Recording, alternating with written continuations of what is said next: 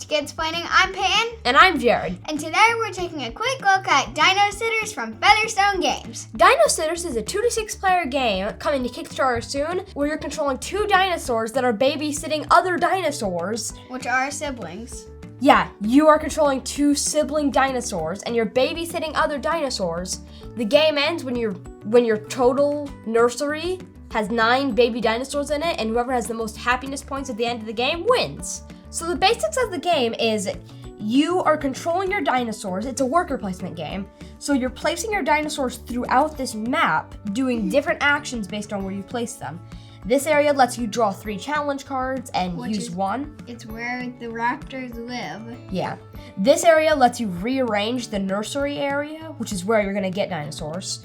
This gives you bone, fish, leaves, and dragonflies. And this area basically lets you redo what you have in your hand. This bone, I could put it in the tar pit and then get any other 2 things. And if I have this one, I just pull one thing out of the tar pit. Mm-hmm.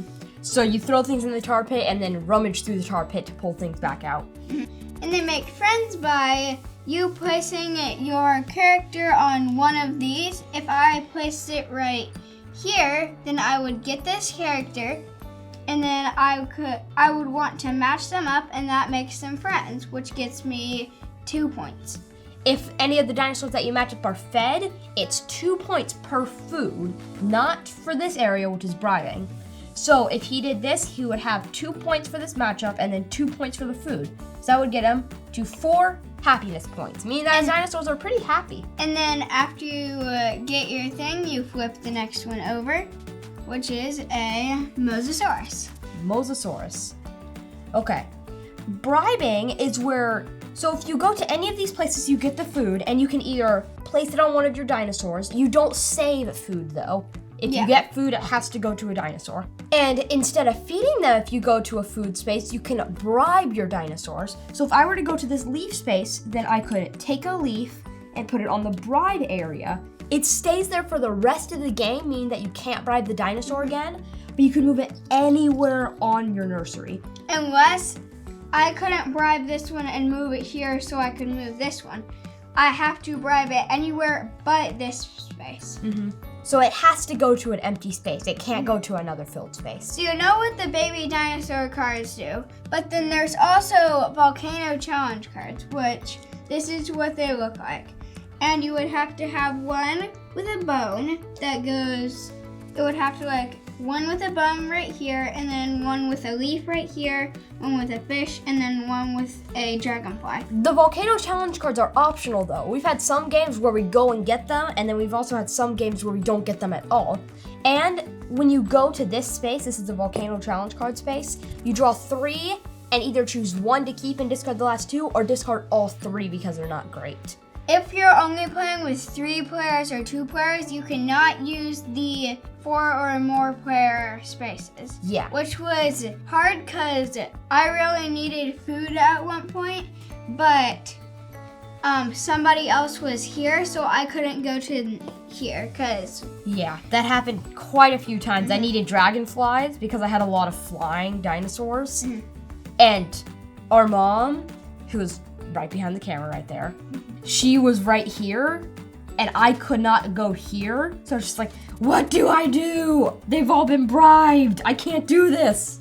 But it's good. The tar pit is good because if there's a dragonfly in the tar pit, but you can't get it here, then you can go to the tar pit and get it from here. Yeah, so he drops the dragonfly in here to get 2 other things. I go here and pull the dragonfly out. Mm-hmm. It must be smelly rummaging through tar. Mm-hmm. Something that's really challenging is, say that I have taken a dinosaur and now the Plesiosaurus is under me. And I need the Plesiosaurus. I am still on here and only 1 dinosaur can be on any space at any time. So he can't get this Plesiosaurus because he can't move onto my space. And I can't move yet, and I may still want that Plesiosaurus. Yeah, that's what I did a lot of times.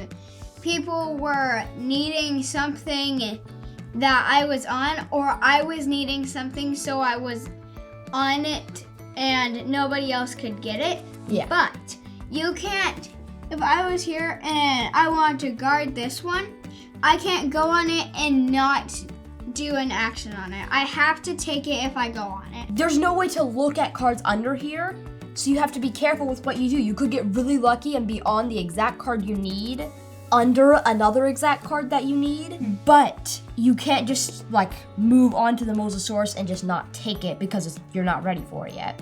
And you might have noticed that this is pen-drawn. The pen-drawn ones are hatchlings, and if I got a hatchling, then I would place it here like the other ones, and then I would get it. But if I didn't want it here, I could put it over here, and you don't have to match the dinosaurs, but they get you points. But if I wanted points and I wanted to place them here, the hatchlings you can turn. But the other dinosaurs have to go with their name facing toward the bottom of the player mat. Okay, so Peyton, what are your favorite things about Dinositters? First, the artwork. Yes. The artwork is adorable. Yes, that is the perfect word for it. Adorable, cute. And these are very cute. Keep in mind, this is a prototype, so the art will stay the same, but there will be a few changes. Yeah.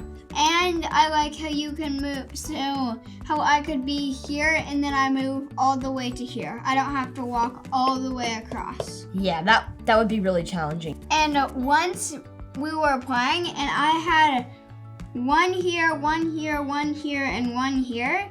And I had one under me that was perfect that could go in, and that got me 14 points. Yeah, because he had food on one of them and 4 cards matched up to the card that you placed gives you 12 points. 2 matched up give you 2, 3 matched up give you 8, and then 4 matched up get you 12. Mm-hmm. Now what do you like about it? I really like the artwork too. It's really cute. I also like the challenge cards. Even though we don't use them all the time, they're still really useful. If you like need a few extra points to jump ahead, then you can draw a challenge card and choose which one you want to keep. And then you can rearrange your things to make it so you can complete this. But I like those because they make it a lot easier to get points. Unless it's at the beginning of the game. You kind of want to avoid it at the beginning of the game and then get it when you're closer to the end. That way you can jump ahead.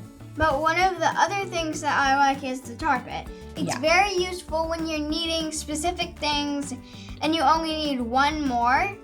You have one, you can discard that one, but then get another one and then get that back and then get the one last one that you needed. And now, since this is a dino game and I love dinosaurs, now it's time for some dino facts. Mm-hmm. So a really interesting dino fact is that Stegosaurus, actually, their back plates aren't connected to their spine, and they could have been used, because they had nerves going into their plates, they could have been used as like a solar heating, so that the sun shines on their plate and then it heats up the rest of their body. Since they are reptiles, it would make it a lot easier to heat up.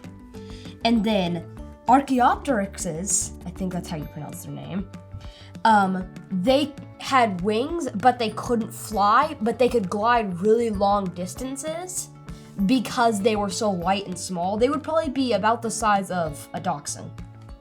And my last dino fact is that pterodactyls actually aren't dinosaurs. It's fine that they're in this Dinositters game, I really like that, but they're actually not dinosaurs. They're flying reptiles, not dinosaurs. And that's Dinositters from Featherstone Games. We really like this game and we hope you do too. We'll leave a link below where you can check it out. Thank you so much for watching. See you later. Bye!